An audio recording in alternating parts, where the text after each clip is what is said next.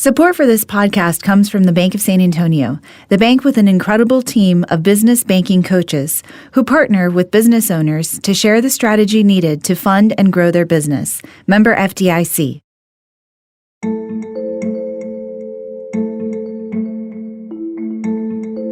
So today's story isn't about brand storytelling and the business of marketing and PR. It's actually a story about the power of phenomenal will.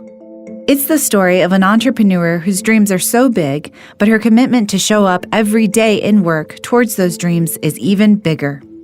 This entrepreneur shows us the concept of going all in. She is obsessed with exceeding expectations every day. But certainly when I started my business 20 years ago, the times were a little bit different. And so I use that to really exceed expectations, because when somebody underestimated me, it was my opportunity to blow their socks off. In episode 3, we talk with Trish DeBerry, San Antonio's go-to expert on business strategy, community engagement, and media relations. Trish is the founder of the DeBerry Group, where she specializes in the art of telling her clients' stories to the right people in the right way. In a sense, she builds the engine for ideas to spread, and ideas that spread win.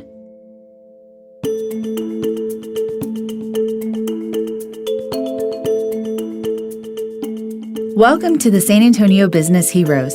I'm your host, Angelica Palm, here with a business blueprint that shows how businesses are built and grown in San Antonio. Each month, we bring you an inspiring person or message to help you discover how to unleash your full business potential. Today, we share exclusive insights from a public relations and strategic mastermind on how to anchor your brand deeply in the consciousness of your target audience. No matter how brilliant and innovative your work is, you'll need help connecting to the people your business is meant to serve.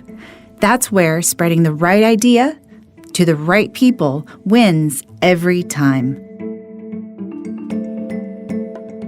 This conversation is going to give you a peek into what all great brand strategists know, and it's going to change how you see brand strategy. I'm excited about this, and I want you to share this with your friends, colleagues, and those who need inspiration to power their business or idea. So as you're listening, take a screenshot, tell me what you think about the podcast, or tag us at SA Business Heroes over on Instagram and Facebook. Let us know that you're listening and what you'd like to hear more about. We look forward to hearing from you.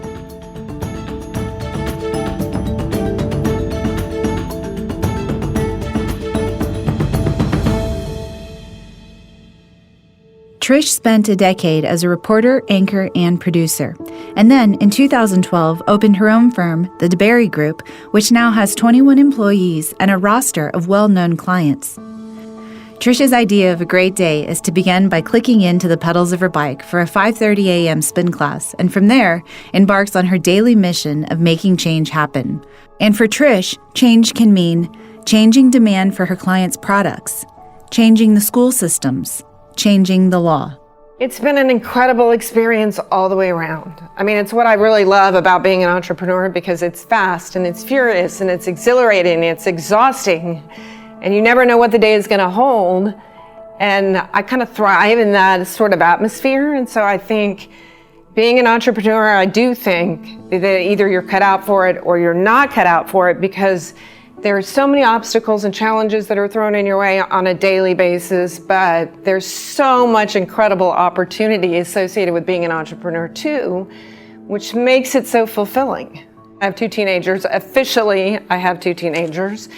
And so the official day begins with a spin class at 5:30 in the morning. I come home, I take a shower really quickly, get ready for work, get them to school, make sure that they have everything they need from a homework standpoint, and then the day begins. I've got a to-do list that I'm checking off those boxes kind of in my mind as I'm driving into work. But the weird thing about my job too, which makes it so crazy but also so much fun, is I could get a phone call on my way into work that completely changes the complexity of the day. What I thought I was going to be doing, now I'm not necessarily doing that, because I either have to delegate out some of the things that I was going to do, and then I have a client crisis that I'm working on, and so that client crisis is taking up all of my time. And there, I kind of compare it to a stovetop. And so that client goes to the front and becomes like a rolling boil. And then all the other things that I'm dealing with are kind of on the back burners and they're simmering, but then sometimes you have to change around the pots depending on what the demand is. And so the days go by really fast. You know, I'm interacting with the team on a regular basis. We're brainstorming about things, client meetings, new client pitches. I mean, I guess one thing you could say about me is I don't really have a typical day, because I think that's the life of an entrepreneur. It's non-typical. In this interview, Trish shares the secrets to effective marketing that you can be proud of. They say that the best way to complain is to find a better way. But it's difficult to do if you can't spread the word or earn revenue for what you do. The first step on the path to making things better is to make better things. Better is the change we see when the market embraces what we're offering. You can make things better by making change happen, and sharing your path to better is called marketing, and you can do it too.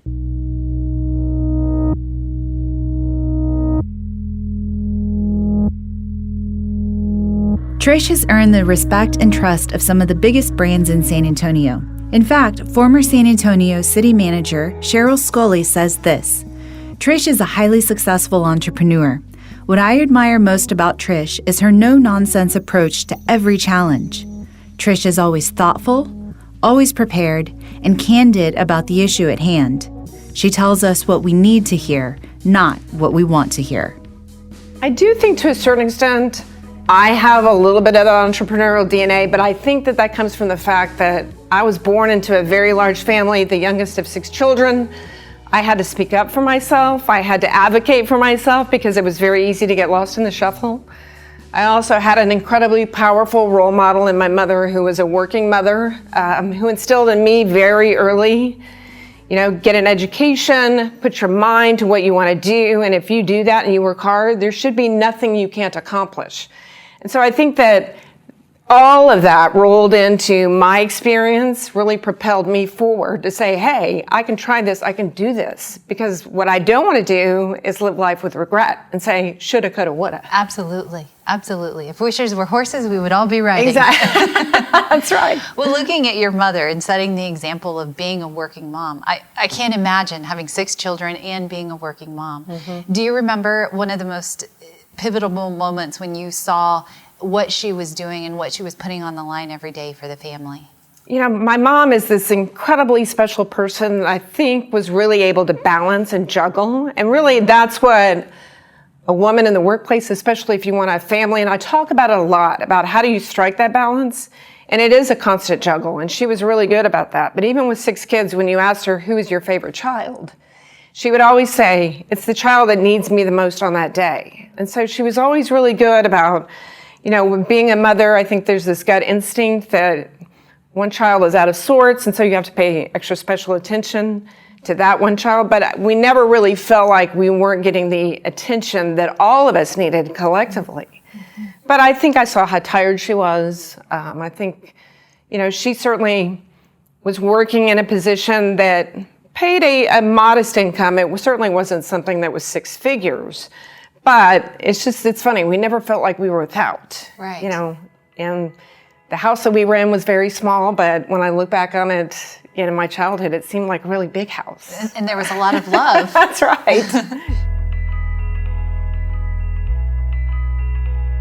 Trish encourages entrepreneurs to always embrace opportunity, which she learned at a tender age as the youngest of 6 children and having to speak up so that she could be heard.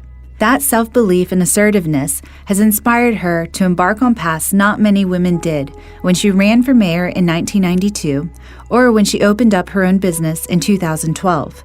Her journey hasn't been easy. In fact, as a working mother of 2 teenagers, she demonstrates the power of phenomenal will, even when she is underestimated.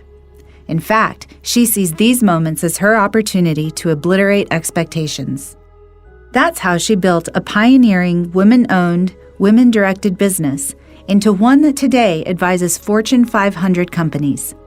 It's not easy, and that is what I try to counsel, especially women, young women with children, much like yourself. Yes. It's exhausting. Yes. I mean, it really is. By the time you keep up with the demands of a job and you come home You put on your second hat because really the job begins all over again. A new job begins at home with your kids. And inevitably, as you're juggling those balls that I talked about, like my mother, a ball is going to drop. And I think that's where I really learned, I think a little bit later in life, that I don't beat myself up so much when one of those balls drops, because inevitably, my daughter was supposed to be picked up at a certain time, and I got involved in a client meeting and my mind was elsewhere, and all of a sudden I'm getting a text, Mom, you're supposed to be here. And immediately, I'm texting somebody, can you please go pick up Maddie, or somebody in my office to go pick up Maddie, and there's an immense amount of guilt that comes with that, but I just think that you've got to be really cognizant of the fact that you're accomplishing a lot throughout the day. Yes. And they know that. It's real easy for us to live off of guilt and beating ourselves up, but you just have to, I think, reconcile the fact that we're not going to be able to do everything every day.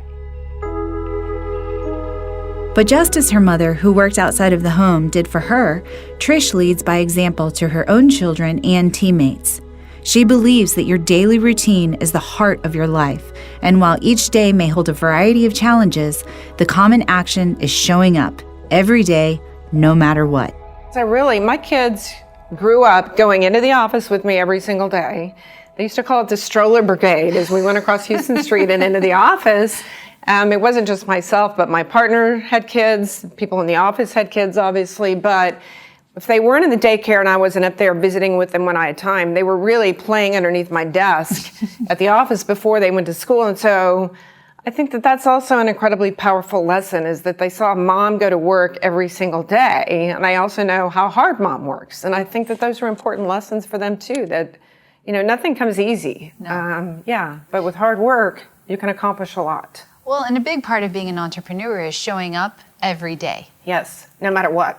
And so a child, I think, seeing their mom show up every day is a powerful lesson demonstrated through action. Yeah, and I think it's good for them even when they're in school and they look at homework or they look at lessons, or maybe my daughter doesn't want to take an AP class, in STEM because she doesn't think that that's too hard. I think the behavior that's being modeled is at least put your best foot forward and try it. And if it's not something that you're cut out for, it's okay. Because I'm also a big proponent of fail forward. That when I talk about not living life with regret, that, people have big ideas all the time, and I think that they live their lives and they think, dang, I wish I would have done that. I love the positive determination about failing forward. In a moment, you'll hear how many entrepreneurs are faced with the ongoing challenge of finding the right team. But first, a quick word from our sponsors. This episode was brought to you by our sponsor, the Bank of San Antonio, member FDIC. Now, if you're like many San Antonians out there who have a great idea but don't quite know how to get started, or if you have a business and you're thinking about scaling up, you know that there's plenty of information out there, but you don't have time to scour the internet for it. This is where the Bank of San Antonio can help you with their business banking coaches who share the information you need to fund and grow your business. Better yet, get the Bank of San Antonio's guide to full business growth, the business blueprint, when you go to thebankofsa.com/business blueprint. Download your free business blueprint guide today at thebankofsa.com/business blueprint.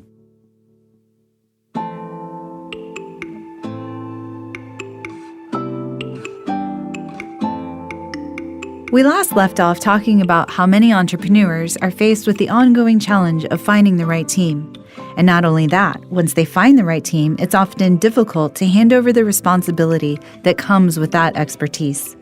I think one of the hardest lessons as an entrepreneur that I had to learn was the art of delegation, because I think it's so difficult to want to micromanage everything and every person and every client and every project. And there is no way, if you're going to grow a business, that you are going to be able to micromanage everything. You have got to be able to delegate responsibility.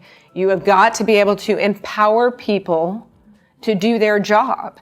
And sometimes those people might fail there again, but those are important and valuable lessons. It's how you recover from those things, that teach us how to move on from them. But I've got to great team that I've cultivated over the years. And I do think that although I touch projects and we have multiple things that are going on, I don't micromanage people. And I think I have learned to delegate responsibility. But when I have to take control and I have to take the reins, believe me, I know how to do that too.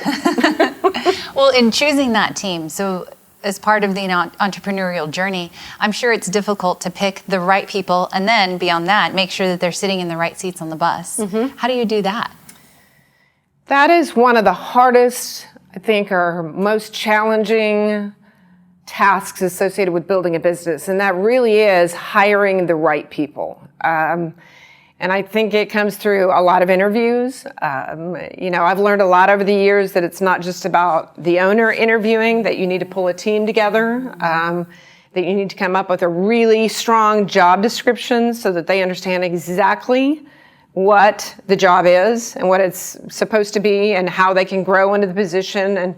And typically people come in and they want upward mobility and, how that all works too. So I think there is not only a job description, but I think there has to be a track that they're on to achieve the kind of success that they want to as well. But I will say one of the strongest indicators I have as far as a hire is concerned and what I really look for when I look at, if I want to look at a key performance, a KPI, a key performance indicator, I'm going to look for somebody who has a critical thinking skill. Hiring the right people is a unique formula, and Trish has learned the importance of careful consideration, but she isn't afraid to fail forward when it means getting the right people in the right positions on her team. I don't want somebody who, when a challenge or an obstacle is presented, comes back to me and says, well, I've done some research and this appears to be the way that most people do it or the way it's always been done. I want somebody who's going to take a step back, really delve into it and come up with maybe, a solution that has not been thought of before, is outside the box, is innovative, is creative, at the same time being cost efficient. But somebody who takes all of those things into consideration before they come to me with, hey, we as a team have decided that this is the best way that we're going to tackle this. And so I think finding somebody with those critical thinking skills, because I cannot tell you how many times I've had an interview with somebody, especially because I work in the field of PR, people automatically think, well, I'm really good with people.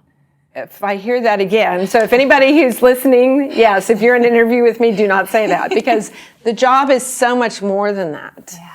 Yeah. Like I said, it's the critical thinking skills associated with it. It's team building. And I think as an entrepreneur, you also can't be afraid to know when you've made the wrong hire.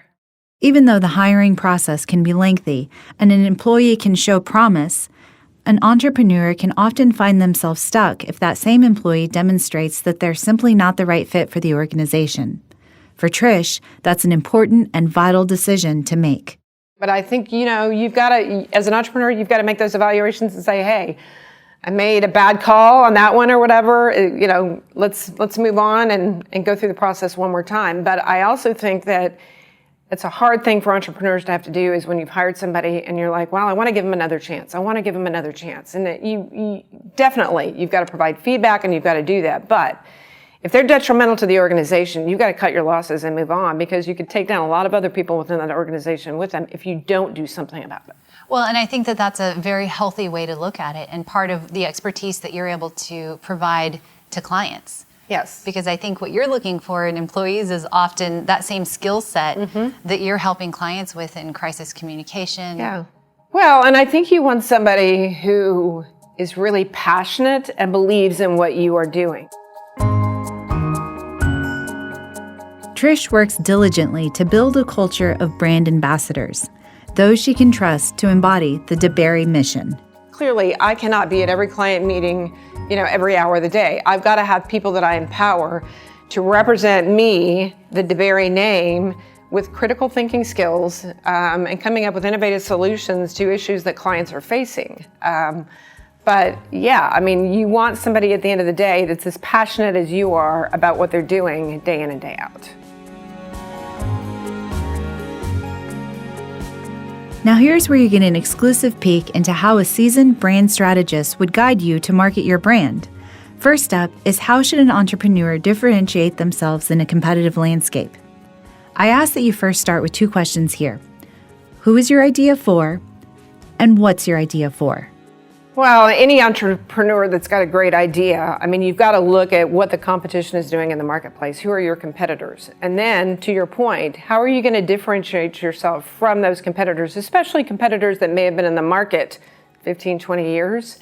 I mean, you've got to be doing something uniquely different. And so I think it's a lot of that. I think it's a lot of due diligence. I think it's a lot of research. I think it's a lot of trial and error. I think it's a lot of networking and talking to people. If you've got a great idea and you're talking to people about it and demonstrating what the service or the product is. Then here's the biggest question. What change are you trying to make? As you build your brand, consider viewing yourself as a marketer. As Trish said, your opportunity as a marketer is to change and connect the members of this community using an integrated approach. People are often disconnected, they fear being unseen, and you, as the agent of change, are there to make connection happen. Early adopters are your match that can ignite momentum. If you can find some early adopters that are really, again, passionate about what you're doing, and then begin to talk to other people, I mean, that's gold. Right. I mean, what you can't pay for is buzz on the street. Consider this. Once you've attracted those early adopters, ask yourself, why will they tell their friends about my business? What will they tell their friends? And so, you can buy ads on television and in print, or you can do social media and digital strategy and all that. But if at the end of the day, you're not creating any buzz for what you're trying to accomplish just in dinner conversations or lunch conversations, you need to be doing a better job of getting in front of people. Trish identifies a common blind spot for entrepreneurs who don't go all in when it comes to marketing what they do. And she talks about how to deliver anticipated, personal, and relevant messages that people actually want to get, not what you may think they want to hear. Here's a hint. It's not what's popular, it's what's persuasive. I'm a big proponent of research. I mean, I really am, whether that's quantitative research or whether that's qualitative research. Quantitative research meaning, whether it's calling people from a research strategy standpoint. There's a lot of research that we do that's internet-based to be able to really glean a lot of really valuable data, but it's also qualitative research. I mean, those are traditional focus groups and, letting people look at things and hear things. And I like doing both because I think quantitative certainly has its role, especially when you look at regression analysis associated with that quantitative data and where that regression analysis leads you to not necessarily the most popular message, which is what you think in your gut may be. But what you're looking for is the most persuasive messages. What is that message that's really going to move people and turn people to either vote for a certain candidate or buy your product? And so that's where quantitative really comes in. I mean, the qualitative piece is just letting people touch and feel and see. And I think that whole conversation and dynamic and interaction between people in a focus group is incredibly valuable too. But putting both of those together, the quantitative and the qualitative, really helps you hone in on message. So it's up to you to make an assertion here. Outline a promise. Choose your extremes. Find the people that you seek to change and show up with your best offer. That's how buzz is created that you can't buy. Always seek to learn, connect, solve, assert, believe, see, and test. Yes, test. It's tough to find a way to weave your brand into dinner conversation or to find the best message for your brand. But without a doubt, the heart and soul of growing an idea is the obsessive pursuit of becoming irresistible. When I talk about strategy and we look at whether it's a political campaign or whether it's a client campaign, you've got to look at what is the messaging associated with that. And you've got to be consistent about that messaging because everybody needs to be singing from the same song sheet. I mean, it's not a good idea if you've got multiple messages going on as you're trying to sell or differentiate yourself in the marketplace. I mean, you've got to be sold on what that capability is and then communicate that effectively. But everybody's got to be communicating that same message. Once you have comprehensive research to help decide what the common message is for your brand, then you need to look at how you approach marketing. The best marketers are those that approach their work like farmers instead of hunters.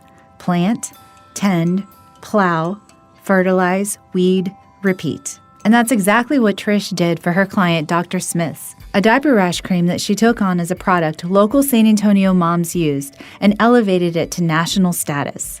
Well, I mean, we were really early adopters, I think, in that whole influencer environment. One of the products that we had for a very long time, Mission Pharmacol, Dr. Smith's, which if you haven't used that for your child, I would advocate for using it. Yes. So the challenge that we were given at that time was they really wanted us to launch this product nationally because it had been really a San Antonio kind of cult mentality. Like a group of moms would talk about it. It's that street buzz that I'm talking about, which was good, but they really had nothing to amplify it. And so the CEO said, look, I want to launch this product nationally, and I don't want to do traditional media. He's like, I know there's this whole social media thing that's just happening. I mean, the Facebook and everything, and that's how I want to do it. I mean, I don't want to buy ads. I don't want to do anything. And we were like, okay.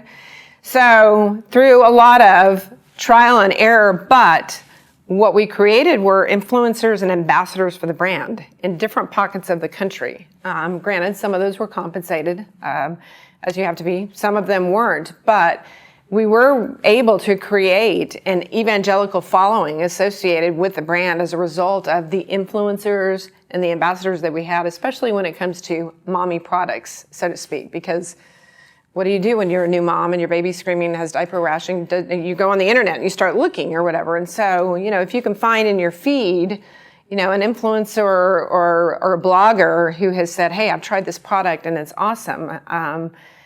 I think it made all the difference in the world. And then 2 years later, we were in Chicago with Juliana Rancic and Bill Rancic doing a launch in Walgreens because they're based outside of Chicago, doing a brand launch of Dr. Smith's across the country. And it was solely through social and influencers and bloggers. And we still do that very, very powerfully today. Seaworld being an example of one of them. I mean, they have made their way through a crisis, obviously, and have had to kind of reinvent themselves. But a lot of it has been through social media influencers, family bloggers.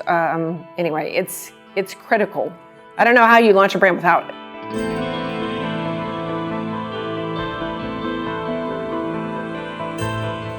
One could only hope to weave together a movement or grow a community and then get out of its way as it takes a life of its own and then builds a cult following.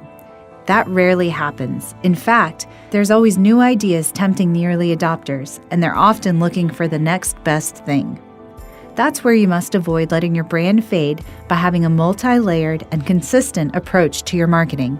So I think what the very best thing that we can offer clients is strategic thinking when it comes to communications. And when I talk about communications, that could be crisis communications, that could be integrated marketing, which we do a tremendous amount of now. And most people kind of go, what's integrated marketing? And it's really not just about the traditional form of advertising now, it's really about social and digital and how the whole layered effect in YouTube and how that all works together in order to accomplish a client's goals. And so I think that's what we do extremely well, but we're not just tacticians. It's what I tell people. I mean, we're not monkeys that sit at a computer and crank out content. Sprinkle communication on a social site, exactly. I mean, we really are very strategic in the way we go about client work. And I think that that's a key differentiator for us because we take a step back, look at the strategy, what is the overarching strategy first, and then what are the tactics that come under that strategy? It's not necessarily, what do they say, ready, aim, shoot? Yeah. I tell clients all the time, and I'm a huge proponent of digital social strategy first, combined with some traditional and not necessarily the other way around because A, it is so cost efficient, B, and most importantly, it is so incredibly targeted. Yeah, I mean, it's not like you throw up a billboard and you're stuck with that billboard for 3 to 6 months, however long you sign the contract for. The beauty with social and digital is you can change that strategy and that messaging on a dime depending on the goals that you're trying to accomplish or the objectives that you're trying to achieve. I mean, that's powerful.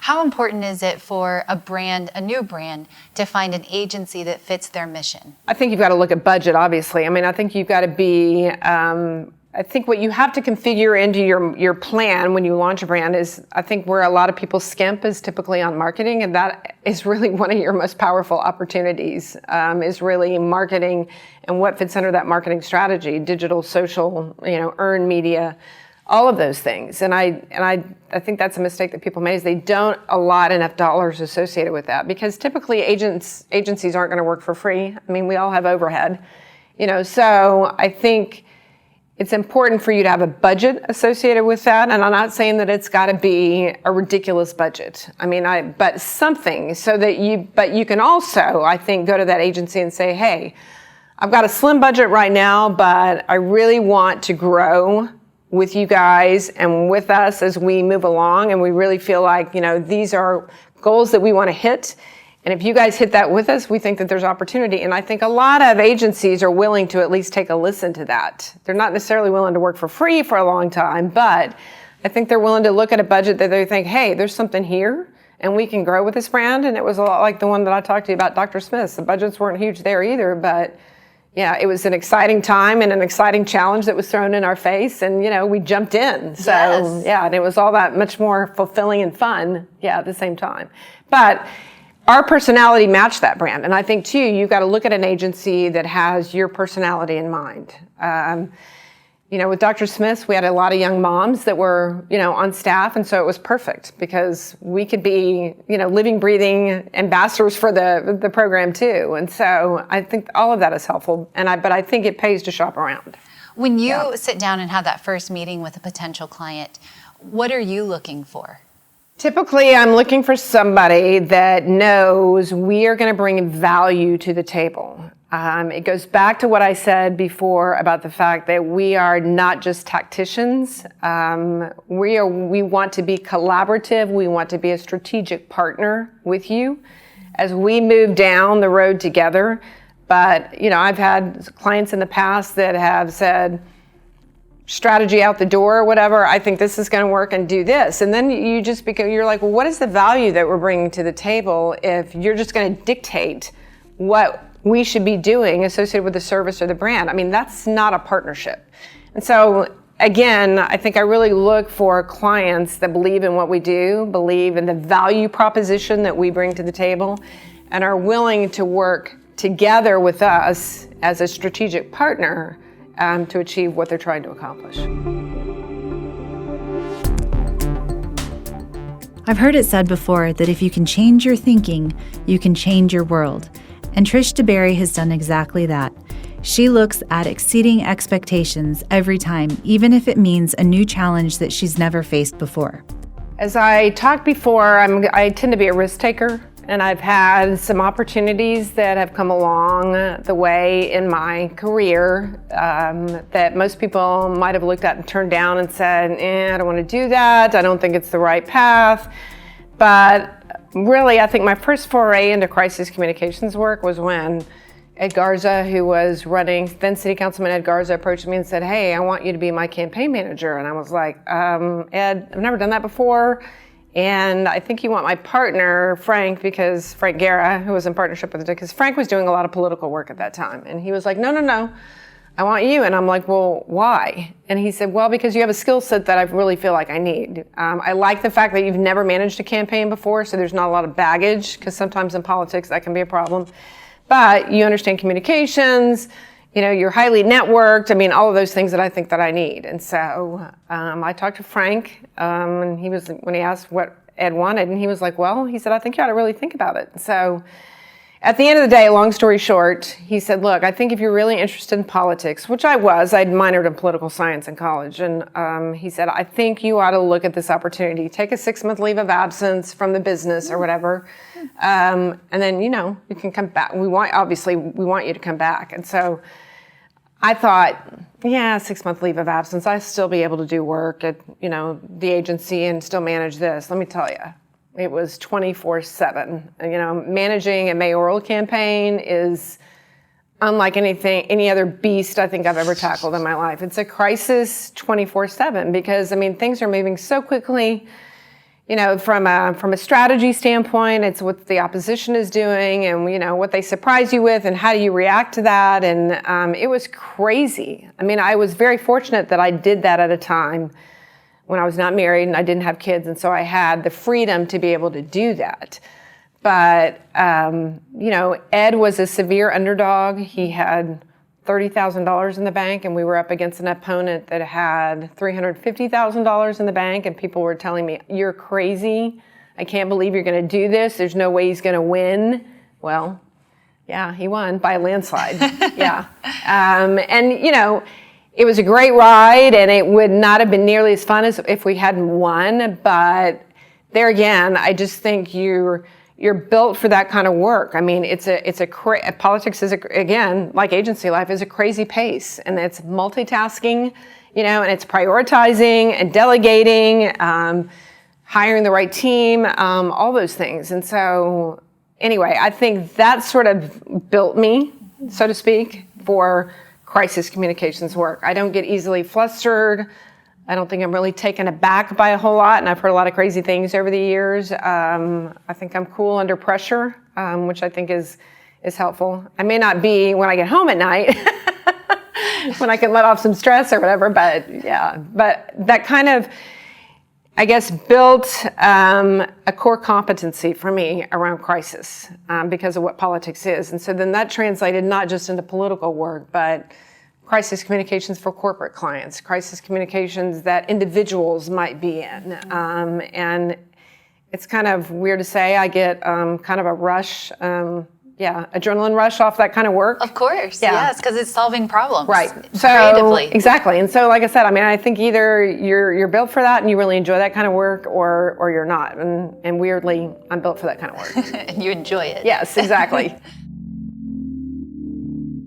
Trish DeBerry is a pioneer. She has pioneered and built a woman-owned, woman-directed business at a time when not many women own businesses.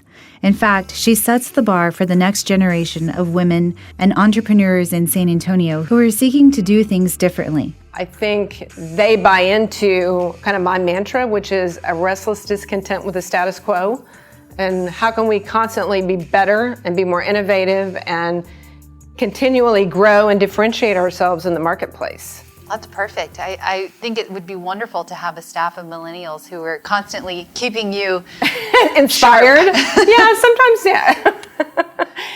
Sometimes they're frustrating, yes, at the same time. But yeah, I mean, I think we've worked really hard to cultivate a millennial set that I think really is teaching me a lot. But I'm also able to teach them a lot as well. So it's worked both ways.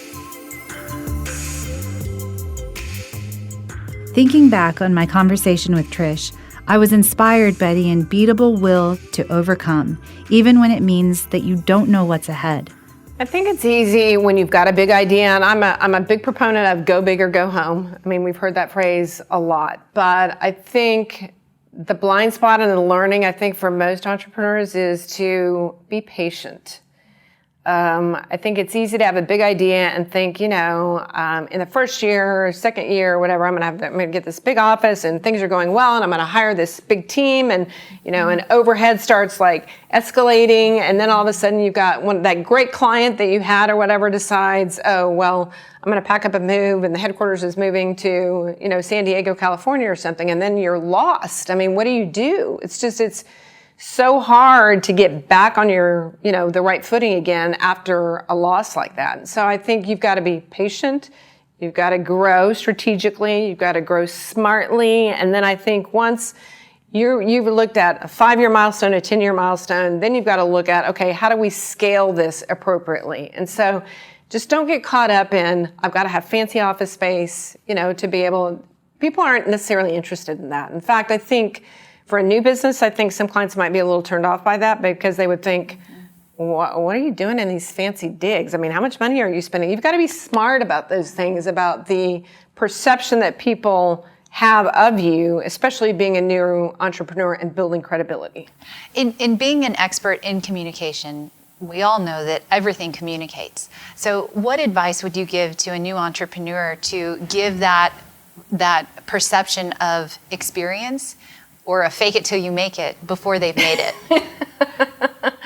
There's a little bit of that. I think, I will tell you, being a female in the lines of work that I have found myself in, whether it's been politics or whether it's been owning my own business or whether it's been crisis communications work, I think there was this perception that a female isn't necessarily cut out for this line of work. I don't think that's the case anymore. But certainly when I started in my business 20 years ago, the times were a little bit different. And so I use that to really exceed expectations, because when somebody underestimated me, it was my opportunity to blow their socks off because they weren't expecting it.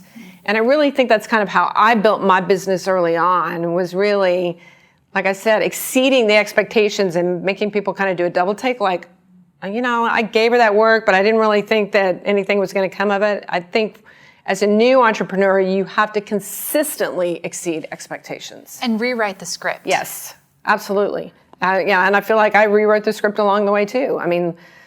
There were oftentimes with clients that they wanted to bring in a bigger player, out of Austin to do something because, they're bigger and they've been in the field a lot longer. And I think the other thing is you can't be afraid sometimes of collaboration, because don't be threatened by it. Right. Because it wasn't like they were telling me you're not good enough, although I felt that way at first.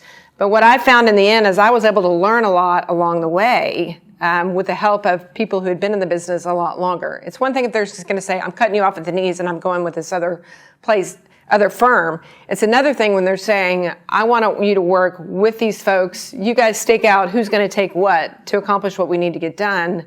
And it's worked out. Well, and it's having that balance of humility with the curiosity to always learn. Yes. Yeah. And I think that that's even today, when I look at the number of millennials that I have working in the office, I glean something from them every single day. And it's easy for people to discount millennials and you hear all kinds of things, but the ones that I've been exposed to have been super curious, which I think is an incredible asset. I think they buy into kind of my mantra, which is a restless discontent with the status quo. And how can we constantly be better and be more innovative and continually grow and differentiate ourselves in the marketplace?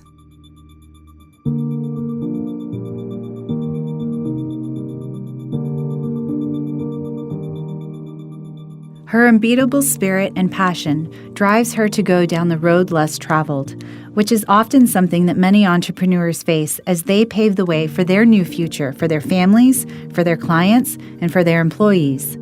I started 6 years ago when I became independent, and I was a solo practitioner, and I had 6 people, and now I have 21 people. And so, we're constantly looking at new opportunities that exist. I'm not ready to retire yet by any stretch of the imagination. I just don't think that I'm cut out necessarily for retirement yet. At some point in the future. But do you think you will? I'll always be able to find something, to keep me busy. Whether it's nonprofit work or board work or what have you. But I think in 10 years you could see hopefully more growth into not just local, but more regional, perhaps some more federal work. Yeah, I wouldn't rule out, I'm very interested in politics, so I think that there's, an opportunity for lobbying or a lobbying skill set that may come along, with the agency as well as we round out, the full spectrum of capabilities. So. And as it's solidified, I can't wait to see what the DeBerry Group does. Looking at when you're 99 years old and looking back at your life, what will mean that you left a legacy? Hopefully my daughter's taken over the company. That would be wonderful. Yeah, I don't know. My son talks about coming to work all the time, so we'll see. Yeah. It'll be a race to the finish. Exactly. That's right. That's right. Well, thank you so much for your time today, Trish. Thank you.